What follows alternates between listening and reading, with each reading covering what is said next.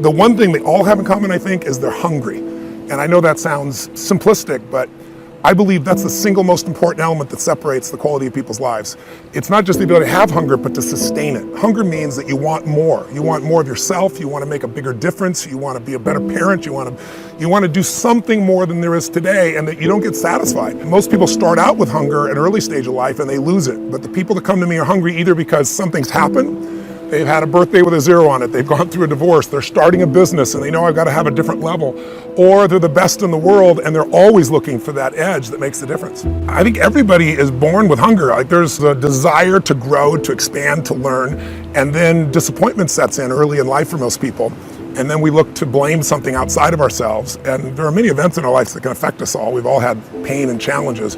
But I think if you can find within yourself the part of you that wants to constantly give something more than yourself, if you can find a mission larger than yourself, then you're more pulled to do something than trying to push yourself. And pull has much more power than push. I always say motive does matter.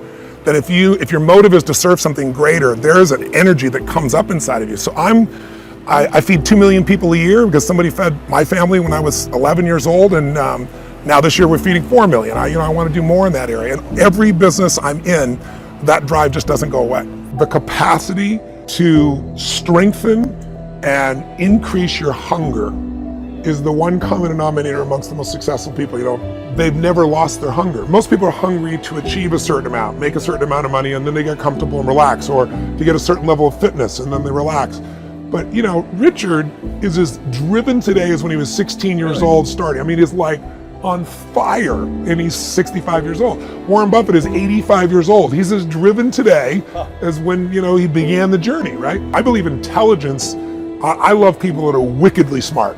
And I work to be wickedly smart by educating and training myself and so forth, and training my brain. There's a lot of intelligent people who can't fight their way out of a paper bag, right? Absolutely. Hunger is the ultimate driver, because if you're hungry, you can get the strategy, you can get the answer. If you can't model it, you can find it. So hunger, modeling would be maybe the next best skill. Knowing that success leaves clues. The best way is get around where it's better and things will hit you. Who you spend time with is who you become.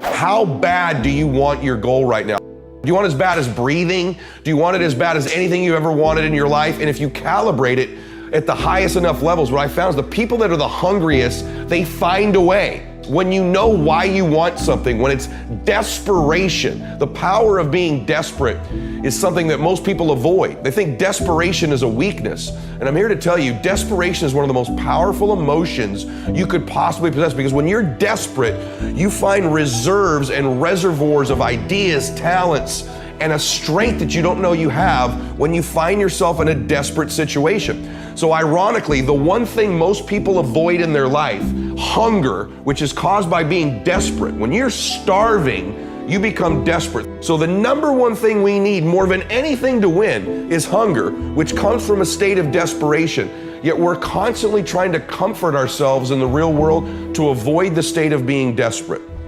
And I'm telling you that I think you need to embrace desperation again in your life. Like, do you want it so bad that you're desperate for it? See, in a fight, you show me two people. This is why it's so hard to repeat as a champion in the fighting game.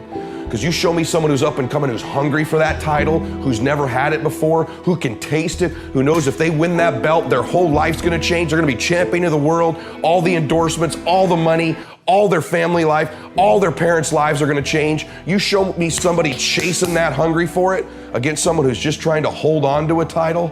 And that's why most of the time the challenger beats the champ.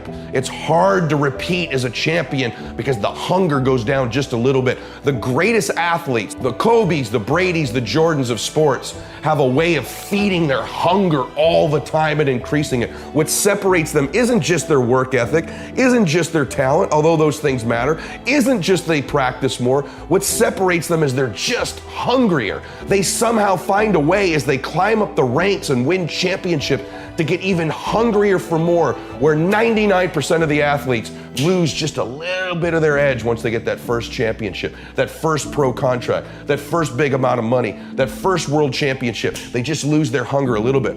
And then there's the elite. They get hungrier. It feeds the beast.